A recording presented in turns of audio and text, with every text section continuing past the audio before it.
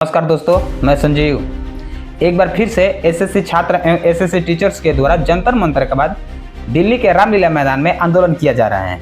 लेकिन इस आंदोलन में भी पिछले बार की तरह इसमें भी पुलिस प्रशासन के द्वारा लाठीचार्ज किया गया, दिल्ली पुलिस के द्वारा लाठीचार्ज किया गया है। लेकिन सवाल यह है कि क्या इसमें भी पुलिस प्रशासन की गलती थी?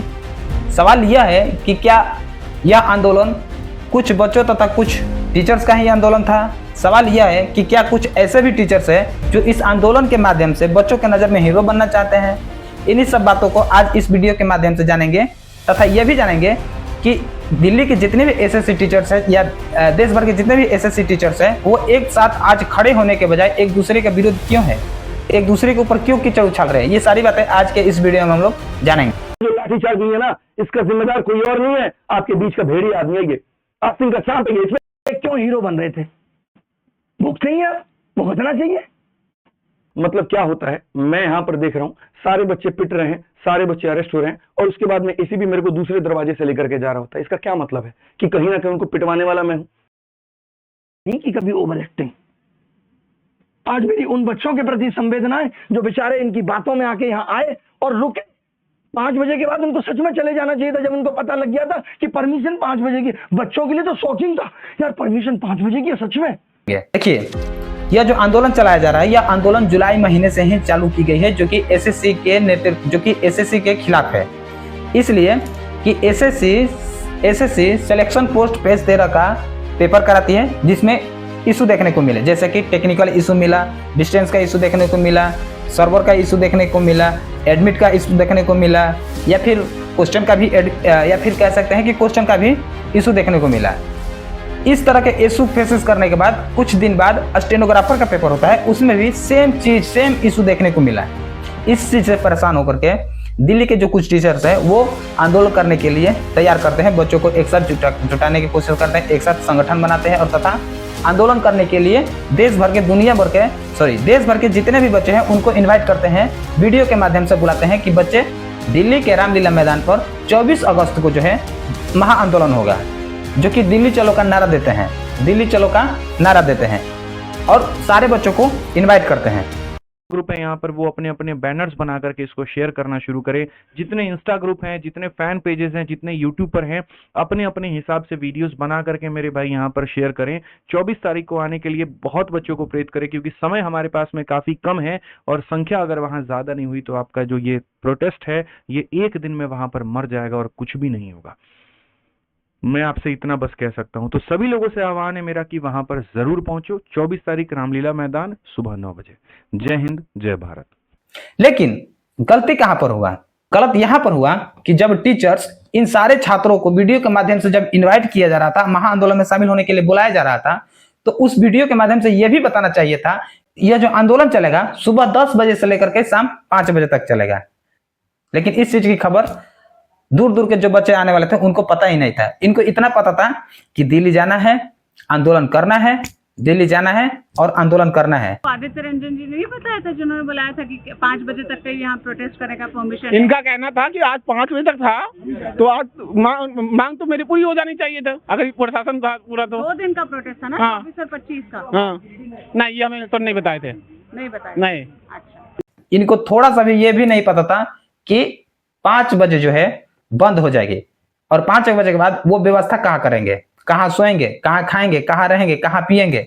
इतना ही नहीं, ये बच्चे की बात है, ये बात जो है कुछ टीचर्स को भी नहीं मालूम थी कि ये जो परमिशन दिया गया है 2 दिन का परमिशन दिया गया था, लेकिन एक दिन का, जैसे कि एक सुबह से लेकर 5 बजे तक, फिर अगले दिन सुबह से लेकर 5 बजे तक।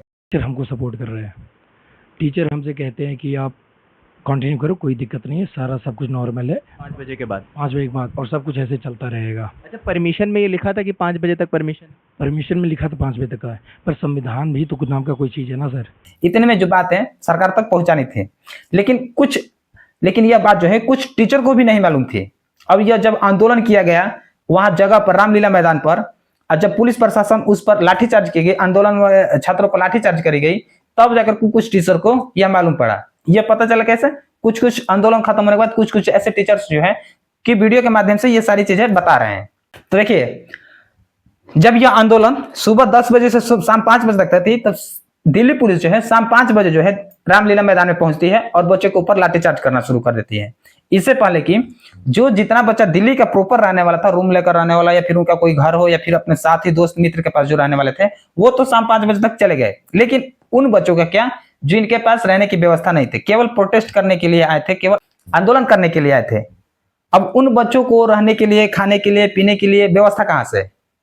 तो यही सेम इशू हुआ, क्योंकि टीचर्स चाहते हैं, जो टीचर्स चाहते थे कि ये जितने भी जो कुछ बच्चे बच गए हैं उनको यहीं पे रहने दिया जाए और यहीं पे रह करके सोने खाने पीने दिया जाए। उसके बाद अगली सुबह जो है उठ करके आंदोलन किया जाएगा। सवाल ये पूछा जा रहा है कि जब आपको प्रोटेस्ट करने की परमिशन शाम के 5 बजे तक की थी, आप प्रोटेस्ट ऑर्गेनाइज करवा रहे थे, तो आपने क्यों मेक श्योर नहीं किया कि 5 बजे के बाद वहाँ पर कोई जुटान न हो, जो स्टूडेंट्स जिनको आपने अपील की कि वो यहाँ तक आए उनके लिए कोई व्यवस्था हो? आप ये बात एक तरफा कैसे कह सकते हैं कि हम प्रोटेस्ट कर रहे थे और सरकार हमारा प्रोटेस्ट खत्म करवा रही है? जैसे अगर मान लीजिए 5 बजे तक का आपका परमिशन है, 3 बजे से ही ये सारी बातें अंदर से आनी शुरू हो गई थी कि दिल्ली पुलिस ने जो सोचा था बच्चों का, वो सिर्फ ये सोचा था कि दिल्ली के ही बच्चे होंगे। उनको ये नहीं पता था कि बाहर के राज्य के बच्चे होंगे। तो बाहर के राज्य के बच्चे भी काफ़ी भारी संख्या में आते हैं। होम मिनिस्ट्री में लगभग 3-4 बजे से ही फ़ोन आना शुरू हो जाता है इनके पास में कि किसी भी तरीके से कल के कर इनका ख़त्म करो। 5 बजे के बाद ये निकल जाएंगे, 5 बजे बाद ये अपने घर चले जाएंगे, रात में सब घर पे सो रहे होंगे कि सुबह उठ के आना है, और सुबह ऐसा कर देंगे कि बैरकिंग टाइट कर देंगे, एंट्री नहीं देंगे। और ये काम ये 3 बजे से करना शुरू कर देते हैं। जो लोग पानी पीने के लिए बाहर निकलते हैं तो बैरक लगा देते हैं, वो अंदर नहीं आ सकते, और ऐसा ये होना शुरू हो जाता है। तो वो बहुत स्ट्रॉन्ग माइंड से जाता है। बच्चों में ये क्या हो जाता है कि अगर हम लोग उठ गए तो कल तो कर नहीं पाएंगे, तो इसलिए उठना ही नहीं है। मानता हूँ कि ये गलत है, 5 बजे के परमिशन के बाद में 5 बजे के बाद बैठना ये गलत है, लेकिन आप अगर प्रोटेस्ट करते हैं, धरना देते, तो आप हर चीज़ सही नाप करके नहीं कर सकते। गलत तो ये भी है जो एडीक्यूटी कर रही है, गलत वो भी है जो एसएससी कर रही है। इतने सवाल अगर कर रहे हैं तो आप चेयरमैन से साहब जा करके पूछो कि यहाँ पर कितनी गलतियाँ उसने की है। लेकिन नहीं, दिल्ली पुलिस आती है, शाम 5 बजे आती है और बोलती है कि हमारे पास ऊपर से ऑर्डर है, शाम 5 बजे तक आप लोगों का परमिशन था, तो यहाँ से रामलीला मैदान जो है खाली करना ही पड़ेगा। इसी के चक्कर में जो है दिल्ली पुलिस कुछ सिविल ड्रेस में आती है, कुछ ड्रेस में भी आते हैं और बच्चों के ऊपर लाठीचार्ज कर देते हैं, जो कि बड़ी बेरहमी से लाठीचार्ज करते हैं। बच्चों को बहुत नुकसान होता है, बहुत तकलीफ होती है। किसी किसी को चोट इतना लगता है कि उनके घाव हो जाते हैं, ब्लड निकलने लगते हैं, और यह आंदोलन जो है असफल हो जाते हैं। और यह आंदोलन के जो टीचर्स है कुछ वहीं पर छोड़कर चले जाते हैं, और अगले सुबह देखिए तो वीडियो के माध्यम से बताते हैं कि यह आंदोलन का जो नेतृत्व करने वाले थे वो क्लियर नहीं बताए कि कितने बजे तक चलेगा। अगर पहले से कुछ क्लियर बताते तो बच्चों के लिए भी कुछ व्यवस्था करनी होती कि रहेंगे कहाँ पर, खाएंगे कहाँ पर, पिएंगे कहाँ पर। सबसे दिक्कत यह है कि जो लड़कियाँ बाहर से गई थी उनका क्या, वो कहाँ पर रहेंगी? अब ऐसे मामले में एक ही दो ऐसे ऑप्शन है, चाहे गुरुद्वारा जाए, रेलवे स्टेशन जाए, मंदिर जाए, मस्जिद जाए। ऐसे में यही सब ऑप्शन मिलता है कि ये बच्चे वहां पर जाए।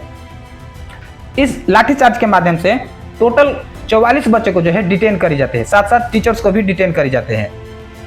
अब इस तरह से यह आंदोलन समाप्त होता है उस रात। अगले सुबह कुछ टीचर्स जैसे कि अभिनव सर जो है अपने वीडियो के माध्यम से यह मैसेज देते हैं कि हमें यह बात पता ही नहीं थी कि यह आंदोलन शाम 5 बजे तक होगा। अगर इस तरह की चीज़ें हमें पहले से मालूम होती तो हम पहले ही कुछ व्यवस्था करते हैं लड़कों के लिए कि कहाँ रहेंगे, क्या खाएंगे, कहाँ पिएंगे। उनके लिए संस्थाएं बनाई जाती, उनके लिए होटलें बुक करी जाती, उनके लिए कुछ हॉस्टलें रखी जाती। तो इस तरह का आरोप लगाते हैं अभिनव सर। और इनके विपक्ष में मतलब इनके अपोजिट कुछ ऐसे भी टीचर्स हैं जो कि कुछ बोलते हैं कि हमारे साथ जो ऐसे टीचर आए थे वो कुछ भेड़िए जैसा काम किए, बीच दलदल में ही इस आंदोलन को छोड़कर चले गए, अंत तक साथ नहीं दिए। बाकी आप ये इन दो वीडियो के माध्यम से आप समझ सके कि किस तरह का यह प्रोटेस्ट चल रहा है, किस तरह का यह आंदोलन हो रहा है, किस तरह की यह राजनीति हुई आपस में टीचर्स के साथ। क्यों हीरो बन रहे थे? भुगते ही आप, भुगतना चाहिए। तुम पहले और वेरीफाई कर लेते, हम लोगों से पूछ। टीचर मांगते रह गए भाई परमिशन दो, ग्रुप में 3-4 टीचर्स के मैसेज है, इन्होंने नहीं दी परमिशन। ये नहीं पता, इनको तो हीरो बनना था। तुम्हारे ऊपर तो एफआईआर हो जाएगी, जेल से जाके तुम बेल करा लाओगे। बच्चों का क्या सोचा तुमने उनके बारे में? उनको तो तुमने ढकेल दिया और बच्चा फिर भी खुश है। नहीं कि कभी ओवर एक्टिंग। आज मेरी उन बच्चों के प्रति संवेदना है जो बेचारे इनकी बातों में आके यहाँ आए और रुके। 5 बजे के बाद उनको सच में चले जाना चाहिए था, जब उनको पता लग गया था कि परमिशन 5 बजे की। बच्चों के लिए तो शॉकिंग था यार, परमिशन 5 बजे की है सच में। वो बेचारे इतनी दूर से आए थे। क्यों तुमने ये बात क्लियर नहीं की थी कि 5 बजे की परमिशन है? जो लाठीचार्ज हुई है ना, इसका जिम्मेदार कोई और नहीं है, आपके बीच का भेड़ी आदमी है ये। आस्तीन का सांप है ये, इसने बच्चों को पिटवाया है। और मैं आपको दिखाता हूं यहाँ पर वीडियो, आप देखो, रात के 8 बजे पूरा ग्राउंड खाली हो चुका है, लाठीचार्ज हो चुका है, सब कुछ हो चुका है। गाना कितना खतरनाक है, सुनिए कितना खतरनाक गाना लगा रखा है, सूरत बदलनी चाहिए। और उसके बाद में यही बस में बगल में बच्चे डिटेन हो रहे हैं, देखिए पुलिस वाले यहाँ पे ये डिटेन कर रहे हैं इनको, चौड़ एकदम एसीबी के साथ में निकल रहे हैं। मतलब आप ही सबसे बड़े वीआईपी हैं। मुझे एक सिंपल सा बात का जवाब दो, सारे बच्चे डिटेन हो जाते हैं, उसके बाद एक शिक्षक को बड़े प्यार से एसीपी क्यों लेकर के जा रहा है? मतलब क्या होता है, मैं यहां पर देख रहा हूं सारे बच्चे पिट रहे हैं, सारे बच्चे अरेस्ट हो रहे हैं, और उसके बाद में एसीपी मेरे को दूसरे दरवाजे से लेकर के जा रहा होता है। इसका क्या मतलब है कि कहीं ना कहीं उनको पिटवाने वाला मैं हूं, कहीं ना कहीं उनको इनपुट देने वाला हूं मैं हूं। अंदर से जब बातें हमने निकलवाई तो पता चला कि लोग जब इनसे पूछ रहे थे कि जिसको बंद करवा दीजिए, भाई साहब ने ये कह दिया हम नहीं है, वो जो बैठा हुआ है वहां पे ब्राउन शर्ट में वहां पे, ठीक है, उसको पकड़ो, वहां पर उसी ने सारा काम करवाया। और जब सारे लोग अरेस्ट हो जाते हैं तब ये भाई साहब चुपके से आराम से वहां से निकलते हैं और बढ़िया से देखते हुए कि हाँ बढ़िया सब कुटा गया कि नहीं कुटा गया, टेंट उखड़ गया कि नहीं उखड़ गया, सारी चीजें हो गई कि नहीं हो गई। बहुत तरीके से यहाँ पर पूरा प्रोपेगेंडा, क्योंकि ये इंसान कभी चाहता नहीं था, कभी नहीं चाहता था यहाँ पर कि इतनी सारी चीजें कभी भी। लेकिन परिणाम कुछ भी हो, आंदोलन कुछ भी हो, लेकिन सबसे ज्यादा इसमें देखा जाए तो नुकसान एक ही लोग का हुआ, और वो है छात्रों लोग का, वो है एस्पिरेंट का, वो है एसएससी जो तैयारी करने वाला है उनका। क्योंकि यह आंदोलन छात्रों के लिए था और छात्रों को एक आवाज देने के लिए टीचर्स की सहारा लिया गया था। लेकिन उन्हीं टीचरों में से कुछ टीचर्स जो हैं हीरो बनने की कोशिश कर रहे हैं, उन्हीं टीचरों में से कुछ ऐसे टीचर जो है एक साथ खड़े नहीं हो रहे हैं, उन्हीं टीचरों में से कुछ ऐसे टीचर जो है खुलकर सामने नहीं आ रहे हैं, नाम नहीं ले रहे हैं। तो क्या कहा जा सकता है, इस तरह का आंदोलन सफल होगा कभी?